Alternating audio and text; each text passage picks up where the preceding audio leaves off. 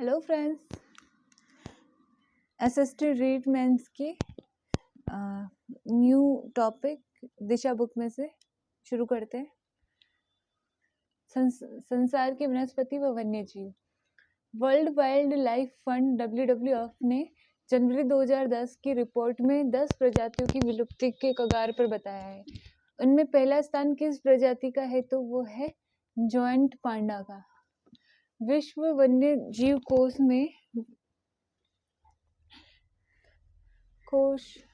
The world wild life fund of WWF 1962 में स्थापित यह IUCN की सहायक संस्था है, जिसका मुख्यालय गैलेंडू स्विट्जरलैंड में स्थित है, जिसका प्रतीक चिन्ह लाल पांडा है, जो वर्तमान में संकटग्रस्त प्रजाति ये ची नामक वृहद पांडा कहलाता है। रेड पांडा का नाम संकटापन्न सूची में सम्मिलित किया गया है। कौन सा समूह गलत है तो डिग्गी विंकल्स वन्यजीव अभयारण्य यूनाइटेड किंगडम, ठीक है। कोआला वन्यजीव अभयारण्य ऑस्ट्रेलिया, सही है। मून लोटस हाथी अभयारण्य थाईलैंड, सही है। सैन वर्ल्ड वन्यजीव अभयारण्य संयुक्त राज्य अमेरिका, तो यह गलत है, ये तो अफ्रीका में है। सैन वर्ल्ड वन्यजीव अभयारण्य दक्षिण अफ्रीका के लिम्पोपो प्रांत में स्थित वन्यजीव पुनर्वास केंद्र है। सैन वाइल्ड, अफ्रीका के लोग काले होते हैं, तो ऐसे सपोज कर लो कि काले पेन से साइन कर रहे हैं, ठीक है, ऐसे काले पेन से साइन कर रहे हैं, ठीक है। जब ध्रुव से भूमध्य रेखा की ओर बढ़ते हैं तब जैव विविधता बढ़ती है। ध्रुव से भूमध्य रेखा की ओर बढ़ते हैं तो जैव विविधता बढ़ती है। जब ध्रुव से भूमध्य रेखा की ओर बढ़ते हैं तो भूमध्य रेखा पर जलवायु अधिक होने के कारण वहाँ जैविक विविधता अधिक होती है। ध्रुव पर जलवायु परिवर्तन कम होता है, जिसके कारण वहाँ जैव विविधता कम पाई जाती है। ये रिसेंटली किसी एग्जाम में आया हुआ क्वेश्चन है। किस जगह को फ्लोरा और फना सूचित करता है? फ्लोरा और फना पेड़ पौधों एवं जंतुओं को करता है। फ्लावर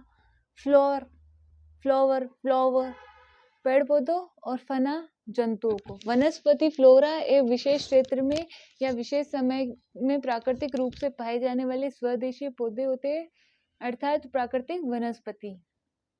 जीव फना किसी भी भौगोलिक क्षेत्र की स्वदेशी जानवरों का समूह।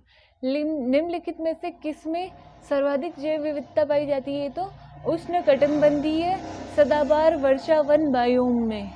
उष्णकटिबंधीय वर्षावन जैव विविधता उष्णकटिबंधीय वर्षावन में सबसे समृद्ध है, क्योंकि अनुकूलन परिस्थितियों के कारण प्राणियों और जीव जंतु एवं वनस्पति का इतना अधिक विकास हुआ है कि इसे जैव विविधता का भंडार कहा जाता है।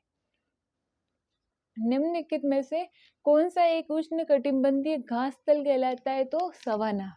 उष्णकटिबंधीय वर्षावनों और मरुस्थलीय बायोम के मध्य उष्णकटिबंधीय घास के मैदान पाए जाते हैं। उदाहरण कैंपास ब्राजीलीय उच्च भूमि, सवाना केन्या तंजानिया आदि पूर्वी अफ्रीका के क्षेत्र और लोनास वेनेजुएला। निम्न में से कौन शीतोष्ण घास का मैदान नहीं है तो शीतोष्ण घास का मैदान सवाना नहीं है, बाकी पंपाज है, डाउन्स है और वेल्स है। सवाना नहीं है, ठीक है। सवाना एक उष्णकटिबंधीय घास का मैदान है। उष्ण है फिर भी सवाना है, जैसे उष्ण है फिर भी सुहावना है ना। और बाकी शीतोष्ण पंपाज और डाउन्स और वेल्स ये सब शीतोष्ण है। ब्राजील में पाए जाने वाला कंपास है। कंपास एक उष्णकटिबंधीय घास का मैदान है। पंपास घास के मैदान किस महाद्वीप में स्थित है तो दक्षिण अमेरिका। पंपास दक्षिण अमेरिका महाद्वीप में अर्जेंटीना एवं उरुग्वे के शीतोष्ण कटिबंधीय घास मैदानों के 7,77,000 वर्ग किलोमीटर क्षेत्रफल पर फैले पंपास घास मैदान अत्यधिक उपजाऊ है। ये अटलांटिक महासागर से लेकर एंडीज पर्वत तक अर्जेंटीना और उरुग्वे में विस्तृत है। देश घास के मैदान समलिखित है। देश अर्जेंटीना पंपास में, अर्जेंटीना देश है ना, और पंपास में। निम्न में से कौन सा जोड़ा गलत है? प्रेरी यूएसए में है, राइट। स्टेपीज रूस में है, तो राइट। पंपास न्यूजीलैंड में, नहीं, पंपास तो अर्जेंटीना में है। वेल्ड दक्षिण अफ्रीका में, सही है। डाउन्स घास के मैदान कहाँ पाए जाते हैं? तो डाउन्स ऑस्ट्रेलिया में पाए जाते हैं। ऑस्ट्रेलिया में स्थित शीतोष्ण कटिबंधीय घास के मैदान को डाउन्स घास के मैदान कहते हैं। समशीतोष्ण कटिबंधीय घास के क्षेत्रों में निवास करने वाली जनजाति कौन सी है? तो किर्गिज है। समशीतोष्ण क्षेत्रों में किर्गिज जनजाति निवास करती है। किर्गिज मध्य एशिया में बसने वाली एक तुर्की भाषी जाति का नाम है। किर्गिज लोग मुख्य रूप से किर्गिस्तान में रहते हैं।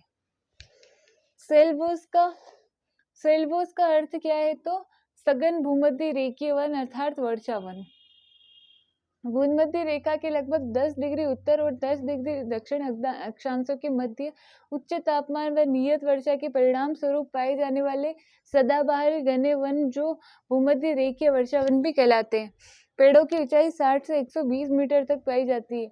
इन वनों में एक ही साथ विविध प्रकार के वृक्ष उगते हैं और वृक्षों की सघन लताएं लिपटी रहती है, जिसमें सूर्य प्रकाश प्राय भूमि तक पहुंच नहीं पाता है।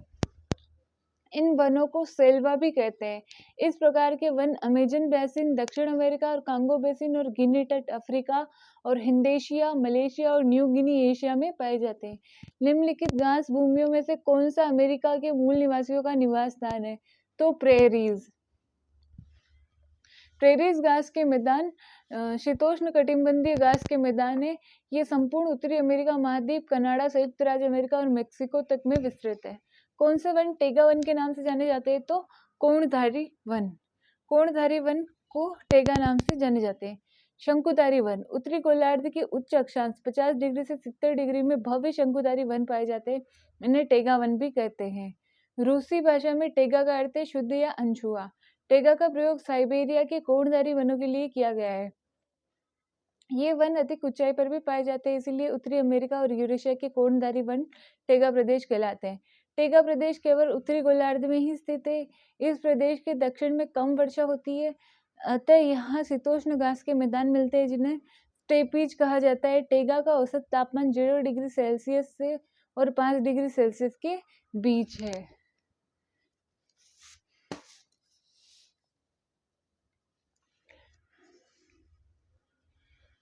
यूरोप के शंकुआकार वन क्या कहलाते हैं? तो टेगा कहलाते हैं। कोणधारी वन दोनों गोलार्धों में 50 डिग्री से 70 डिग्री अक्षांशों के बीच पाए जाते हैं।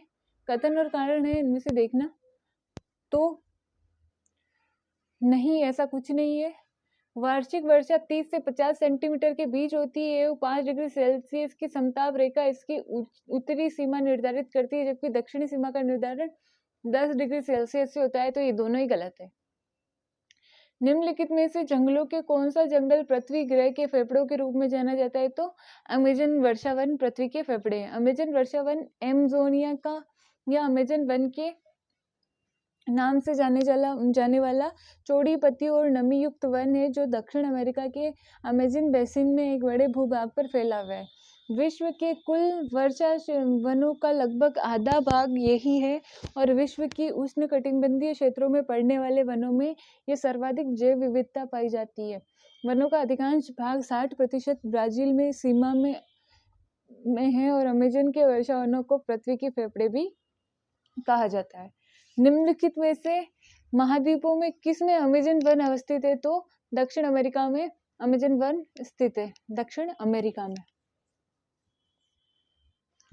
शीतोष्ण वन के विपरीत यदि उष्णकटिबंधीय वनों का निर्वक्षण किया जाए तो उत्पादी कृषि स्थल निकलते हैं, जो कई वर्षों तक रासायनिक उर्वरकों के बिना भी गहन कृषि का भरण पोषण कर सकते हैं। ये तर्क कथन है। तो कारण है शीतोष्ण वर्षा की तुलना में उष्णकटिबंधीय वर्षा वनों की प्रधान उत्पादकता बहुत अधिक होती है। तो आर तो सही है पर ए गलत है। यदि उष्णकटिबंधीय वर्षा वनों के स्थान पर शीतोष्ण कटिबंधीय वनों को निर्वृक्षण किया जाए तो उत्पादी कृषि स्थल निकलते हैं। मध्य अक्षांशीय भागों यूरोप एवं अमेरिका में स्थित इन वनों का निर्वृक्षण कर कृषि फार्म तेजी से विकास किया जा सकता है। उष्णकटिबंधीय वर्षा वनों की प्रधान उत्पादकता 2200 ग्राम शुष्क बार प्रति वर्ग मीटर व प्रति वर्ष अन्य सभी वनों से अधिक होती है। यह शीतोष्ण वन 1320 ग्राम शुष्क बार वर्ग मीटर वर्ष से अधिक होता है। यदि उष्णकटिबंधीय वर्षा वन काट दिया जाए तो यह उष्णकटिबंधीय पर्णपाती वन की तुलना में शीघ्र पुनर्योजित नहीं हो पाता। ऐसा इसीलिए होता है क्योंकि वर्षा वन की मृदा में पोषकों का अभाव होता है। यदि उष्णकटिबंधीय वर्षा वन काट दिया जाए तो यह उष्णकटिबंधीय पर्णपाती वन की तुलना में शीघ्र पुनर्योजित नहीं हो पाता। इसका प्रमुख कारण वर्षा वन की मृदा में पोषक तत्वों का अभाव होता है। भूमध्य रेखा के निकट किस तरह के वन पाए जाते हैं? तो उष्णकटिबंधीय वन।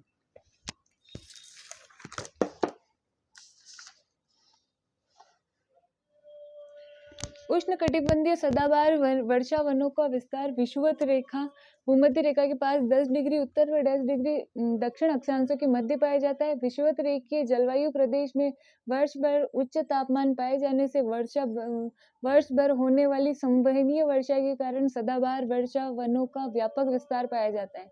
ये वन विश्व के 3 वृहत्तम क्षेत्रों में विस्तृत है। अमेजन बेसिन जो Brazil, Bolivia, Peru, Ecuador, Colombia, Venezuela, Guyana और सूरीनाम में, कांगो बेसिन, कांगो गणतंत्र, Cameroon, Central African Republic, Gabon, Equatorial Guinea, Democratic Republic of Congo, दक्षिण पूर्वी एशिया, इंडोनेशिया और पापुआ न्यू गिनी। विश्व वन क्षेत्र में किस एक के फैलाव की प्रतिशतता सर्वाधिक है? तो शीतोष्ण शंकु वृक्षी वन की। किसके फैलाव सर्वाधिक है? तो शीतोष्ण शंकु वृक्षी वन के। उपर्युक्त में से शीतोष्ण शंकु वृक्षी वन वर्तमान में विश्व में सर्वाधिक क्षेत्र को आच्छादित किए हुए हैं। शीतोष्ण शंकु वृक्षी वन मुख्यतः उच्च अक्षांशों में पाए जाते हैं। विश्व पर्यावरण दिवस कब मनाया जाता है? तो 5 जून को। IUCN संकेताक्षर के लिए प्रयुक्त होता है। क्या प्रयुक्त होता है? International union for conservation of nature प्रयुक्त होता है। International union for conservation of nature. जैव विविधता हॉटस्पॉट नामावली किसने दी? तो नॉर्मन मॉयर्स ने। जैवों की विविधता कौन से जीव अधिक है? मॉयर्स। मोर ज्यादा है। जैव विविधता में कौन ज्यादा है? मोर। याद करने के लिए सुमलिखित करना है। तो राष्ट्रीय विज्ञान दिवस कब मनाया जाता है? तो 28 फरवरी को। ये वैलेंटाइंस डे के अतिरिक्त विज्ञान दिवस भी मनाया जाता है फेब में, लास्ट फेब के दिन, 28 फरवरी के दिन। ठीक है। और विश्व वन्य जीव दिवस तो 3 मार्च को बनाया जाता है। 3 मार्च को क्या बनाया जाता है? वन्य जीव दिवस। विश्व पशु कल्याण दिवस कब बनाया जाता है? तो 4 अक्टूबर को। वन्य जीव तो 3 मार्च और 4 अक्टूबर को पशु कल्याण। विश्व ओजोन दिवस बनाया जाता है 16 सितंबर। निम्नलिखित में से कौन सा देश महाजैव विविधता प्रदेश से सम्मिलित है? तो कोलंबिया में कॉल कर करके जीवों को बुलाते हैं, आ जाओ तो वहाँ जैव विविधता ज्यादा हो रही है। तो कोलंबिया। वह देश जो उष्णकटिबंधीय क्षेत्र में स्थित है, उनमें संसार के सर्वाधिक प्रजातीय विविधता पाई जाती है। उन्हें महाविविधता केंद्र कहा जाता है। इन देशों की संख्या 12 है और इनके नाम है Mexico, Colombia, Ecuador, Peru, Brazil, Democratic Republic of Congo, Madagascar, चीन, भारत, मलेशिया, इंडोनेशिया, ऑस्ट्रेलिया। इन देशों में समृद्ध महाविविधता के केंद्र स्थित है। ऐसे क्षेत्र जो अधिक संकट में है, उनके संसाधनों को उपलब्ध कराने के लिए अंतर्राष्ट्रीय संरक्षण संघ IUCN ने जैव विविधता हॉटस्पॉट क्षेत्र के रूप में निर्धारित किया है। ब्लू कार्बन क्या है? तो महासागरों और तटीय पारिस्थितिकी तंत्रों द्वारा प्रग्रहित कथन है ब्लू कार्बन। ब्लू कार्बन तटीय और समुद्री पारिस्थितिकी तंत्र में संग्रहित कार्बन है। मैंग्रोव, ज्वारीय दलदल और समुद्री घास के मैदान जैसे तटीय पारिस्थितिकी तंत्र स्थलीय जंगलों की तुलना में प्रति इकाई क्षेत्र में अधिक कार्बन जमा करते हैं और अब जलवायु परिवर्तन को कम करने में उनकी भूमिका के लिए पहचाने जा रहे हैं। Thank you friends.